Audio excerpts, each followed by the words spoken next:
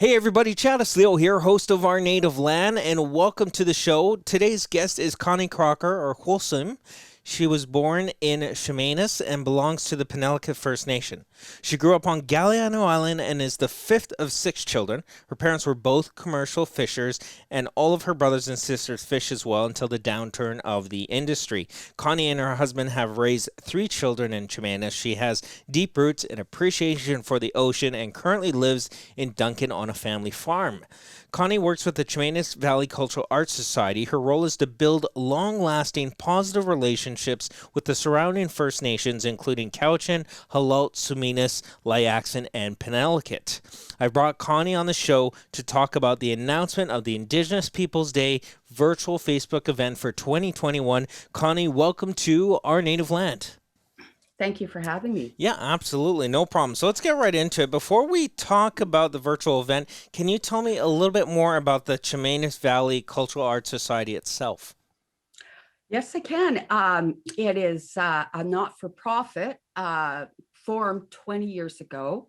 It is run by volunteers, and it is all about being the center of arts and culture in Chemainus. And they really, they just have a love for the arts and culture, and they do everything they can to make it really work. And they do this through, they have a art gallery, and it's on the main street, and it's just a quaint little art gallery. And so they showcase 60 artists from the island. Okay. And it's really unique. It's great to, it's just like kind of like a little hole in the wall on Willow Street. And it's really, really cool to visit. They do a lot of music events. They have a band shell in Waterwheel Park. Mm-hmm. And I think the most popular one is Music in the Park. And they also do festivals, and they have a writer's circle, and so they're just very they promote artists, and they're just they're good. They're a good group of people. Mm-hmm. And they want to build an art center. And so, well, up in prior to COVID, they had a revitalization plan. And so part of that is to build an art center that would be, for performing and for just so many things that would be a world-class theater, and with a bigger art gallery. Yeah. And so that's they have a revitalization plan, and so hopefully we can make that work as soon as things get back to being somewhat normal, right? Yeah, absolutely. So I think it's a big easy thing to say that Chemainus is known for the arts, the culture. When most people talk about even Vancouver Island itself, they talk about the idea of the murals in Chemainus. It's a huge part of Vancouver Island and a very popular attraction for the area. Does the organization you volunteer with have anything to do with the murals? Do you help make sure to sustain the longevity of them? Do you have any involvement with that? Well, there's a mural society. Okay. And there's a group of organizations in Chemainus, the Rotary and the museum, and so Business Improvement Association, and we all work together to make things work. And there's a lot of people that volunteer their time, and the murals are wonderful. They but we need to, I think, we need to add something to draw people in to recreate our economy.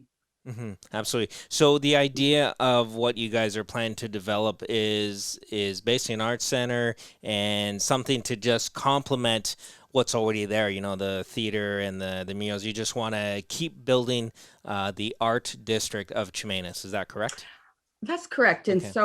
And so my role is to create a bigger First Nations presence. Okay. And represented by totem poles, and a little sort of a native village, or just to increase the presence, because First Nations were such a huge presence, in the beginning. And so we need to depict this, and the Arts Council agrees, which is great. And so they're also very, very big on increasing the First Nations artist participation in the gallery. Okay. And promoting and bringing in First Nations artists. That's great. I'm really glad to hear that. So speaking about increasing First Nation or Indigenous exposure, in the past before COVID, the Chemainus Valley Cultural Arts Society and yourself have hosted an event every year for Aboriginal Day to support local arts and culture. So can you tell me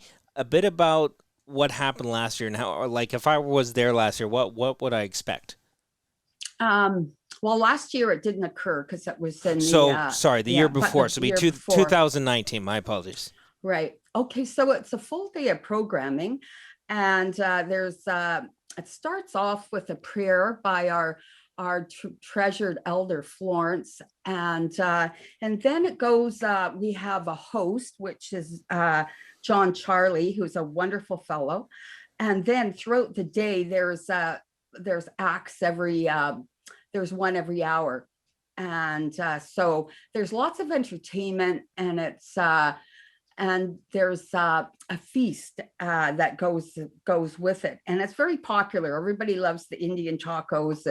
And so that was what it was. And there was a huge, I've talked about that several times on the show. So it was totally enjoyed. And and there's also artists display their work, and so we all have a really nice time, and there's dancers, and it's just it's always been a good effort put out for sure. Absolutely. So because of COVID, like mentioned, you and the CVCAS have decided to make this year's event virtual for obvious reasons. So you've agreed to break the news on Our Native Land about the event. So let's let the listeners and viewers know about what you have planned for 2021. Well, we are planning a 3-day virtual event, and it's just going to be so full of wonderful stuff. I'm so excited because it's every time things get added, it just makes it just so much more awesome to get out there and share. And it's I think it'll have something for everyone, because it's there's just so many different things that are going to be put on live streaming and by tape video. And so I think that we're going to have storytelling by a couple of elders, and we're going to have interviews with artists, Maynard Johnny and Angela Marston. And so we're also going to have a history video with portraying or showing the early professions of First Nations people, and that being longshoremen and fishermen and loggers, and the early years and how they contributed, and so the museum's gonna do that part of it, and workshops, tape workshops, weaving and carving in wool. Yeah, I was going to ask about the cedar weaving. That's something that I always want to learn more. I've done it a couple times as a child, but that's really cool. I've tried it once. I worked at the Simon Charlie Society, and they had a weaving workshop that was a week long, and it was hard. Yes, difficult. You have to. It's not. It's wood at the end of the day. It's bark. It's not a material you can go to Fabricland and just kind of wave it around and make it do what you want to do. Right. It's a lot of soaking and a lot of hard labor. I think a lot of people don't realize that. Right. Yeah. Yeah. Well, I wasn't that great at it, but anyway. So, but my mom, she was a knitter, and she did her own wool, and she carded it and then washed it and spun it. And so I was really lucky to, be involved in that. So, so anyway, I'm thinking of doing the wool workshop, and because one of my sisters can spin and has a spinner. So, and then the other sisters can knit. So I thought between all of us, put on a workshop. Nice. That's Yeah. exciting. So yeah, we're basically looking at artists, history, some interviews with Hmm. some elders, some storytelling, weaving, lots of something for everybody, right? Yeah, something for everybody. And we're adding new things. And the wonderful thing about having a virtual event is that you can include so much and do so much where you can limit it to one day at an event. So I'm enjoying that part of it. And also we're getting some students from VIU to help us with the technical part of things, right? So Okay. yeah, so I'm thinking it's going to be well done, and that's the thing we want, is to see it well done. And there's nothing worse than bad videos, and so we're going to learn a lot. Yeah. And so we have a band, and they're called Blue Moon Marquee, Hmm. and it's a gypsy blues band. And so I think they'll be live streaming. Oh, cool. Okay, so it sounds like you got, like I said, lots of activities, something for everybody, and Hmm. again, a huge focus on Indigenous arts and culture and the crafts. And I think that's a huge attraction for people online is variety because we live in a world where Hmm. everything's on demand, so we could just sit back on Netflix and we look for something that tailors to us. So having a full 3 days of activities, I think will appeal to a lot of Hmm. people. Now, what are the actual days, the event? The actual days are the 19th, 20th, and 21st of June. Of June. Okay, sounds good. Hmm. And is June is Aboriginal month as well, isn't it?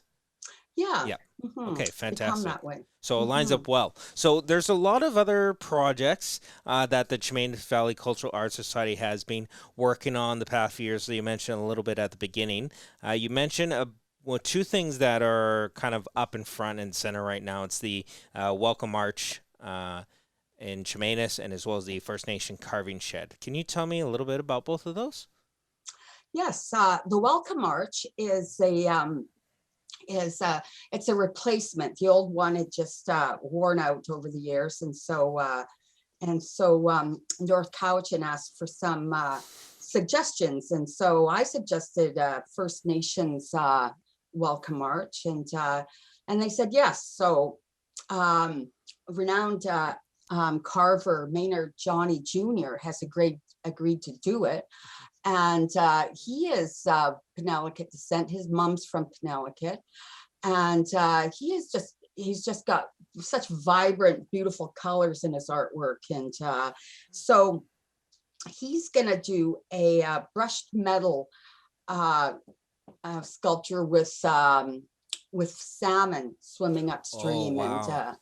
yeah, so, and it's going to be I think it's just going to be really gorgeous. And so we're hoping that once we get the funding okay, that we can just pounce on it, and then it'll be done for unveiling and bring people into Chemainus. And so it'll take a while to do, Yeah. but And that you know arc location, is that in the park like where the live theater is, like kind of when you're going down the hill there to the theater? yes, Okay. right beside the water wheel. Yeah, the water wheel. Okay, Hmm. nice. That's awesome. Hmm. Now, and the First Nation carving shed, that sounds exciting. Is it a pre-existing one or is it about building a brand new one?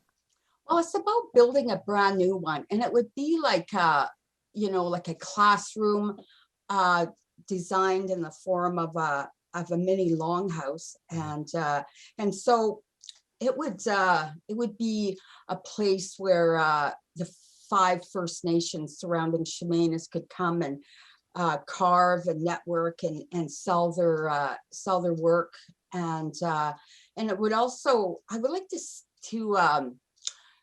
see a canoe being built, um, and bringing together government and businesses and associations to have people build this canoe together to form a relationship. Okay. Yeah, and I mean, correct me if I'm wrong, the idea of carving something can be intimidating. It's huge. Mhm. Sometimes it's a really big piece, Mhm. like, a canoe, totem. So is the idea to create a more approachable way for people to interact with these type of activities and type of art? Yes, exactly. And because when there's, we need to find a comfortable place to be together and work together, and everybody will have an interest Mhm. in mind with, be it that it's carving or, or what have you, the wool spinning or, a variety of activities will happen, traditional cooking and traditional medicine. Mhm. So we could gather here and share knowledge Mhm. and pay First Nations people to teach. Yeah, and I think that's most important too, because I was talking about it in another episode of Our Native Land, the idea of people not really knowing where their art comes from. There was an article written about the artwork, the art stores in Vancouver where you go in and you buy the memorabilia, Mhm, and they're the little mhm. totem poles. So there's actually about 90% of those items in Vancouver aren't even made by an Indigenous person. Yeah. There's no compensation for them, and the Mhm. companies don't really have much to say about it. They just replicate it and sell it to make money off of it. Yeah. So, with the goal with the Chemainus Valley Cultural Arts Society obviously is art in general, but you said there's 60 artists in there right now. How Mhm. quickly is that transition to have more Indigenous people in the gallery right now? Is there a fair chunk out of those 60 artists right now that are Not enough. Indigenous? Not enough. Okay. And so the the thing is that it's a small gallery, Hmm. and so bigger items can't, just can't fit them. And but the smaller items like jewelry and what have you, that can be done. But it's the art center that will happen soon, hopefully. Hmm. And we can fit a lot more artwork and showcase a lot of artists, and have a whole show, a summer show on an artist.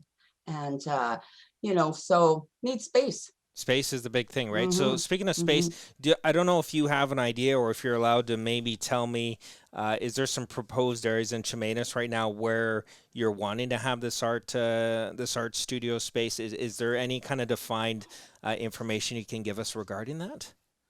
Well, it's been going on for a couple of years now, and there was a couple of locations that were thought of, and but it's just kind of been put on the back burner since COVID. Hmm. So, but yeah, there's I think they have a couple in mind, but I don't really know where. So, Okay, yeah. so it's a work in progress right now to figure out Hmm. where it can go, and I think that's Hmm. all the challenge with Chemainus too, is because it is such a small place, such a Hmm. small community, and you're so close to the ocean. There's only so much area you can work with. It's not like it's a bunch of empty Right. land everywhere, right? Or a bunch Yeah. of empty buildings that can work, right? Hmm. So I understand the difficulty there. Okay, so going back just to kind of wrap up everything we're talking about here. Obviously, the main thing was to talk about the actual online event that's happening. We announced it here first on Our Native Land. So if you just want to recap for people what weekend it's going to be on in June, and where can people actually go online to get more information as you get more details about the event? Well, so the date of this is going to be June the 19th, 20th, and 21st. Hmm. And to keep up to date on the programming and what's going on, you can go to the facebook.com, and it's called Chamenis National Indigenous Weekend. Okay, Chemainus National Indigenous Weekend.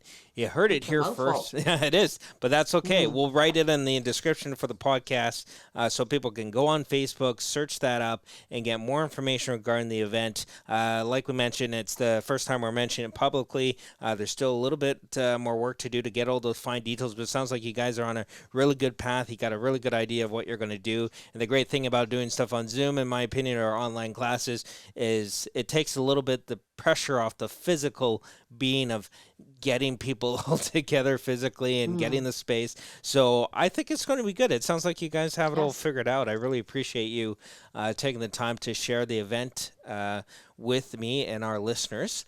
So Connie, I want to thank you for coming on Our Native Land. I appreciate your time, and I Thank look you. forward to this online event. I'm very excited about it. Excellent. And thank you for having me. And it's nice. It's been a pleasant, nice chat. So